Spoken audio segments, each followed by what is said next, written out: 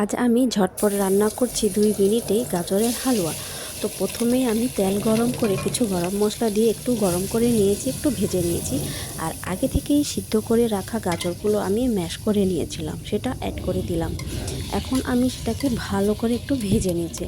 আমার তো গাজর আগে থেকে রান্না হয়ে গেছে, আর যেহেতু সিদ্ধ করা আছে, এখন জাস্ট শুধু ঝটপট রান্না করব, 2 মিনিটে কিন্তু রান্না হয়ে যাবে ইজিলি। তো আমি আরেকটু রান্না করে নিয়েছি। এখন আমি পরিমাণ মতো চিনি অ্যাড করে দিচ্ছি, যেহেতু আমার বাচ্চা খাবে, তো একটু চিনি দিলে ভালো হয়, স্বাদ হয়। যারা চিনি কম পছন্দ করেন তারা অবশ্যই কম দিবেন পরিমাণ মতো, এটা স্বাদ অনুযায়ী। আর এই তো ভালো করে ভেজে নিয়েছি। আমি আরেকটু রান্না করব এবং এখন দিয়ে দিলাম পাউডার দুধ, 2 টেবিল চামচের মতন পাউডার গুঁড়া দুধ আমি ছিটিয়ে দিয়েছি। এখন আমি ঝটপট একটু ভেজে নিচ্ছি।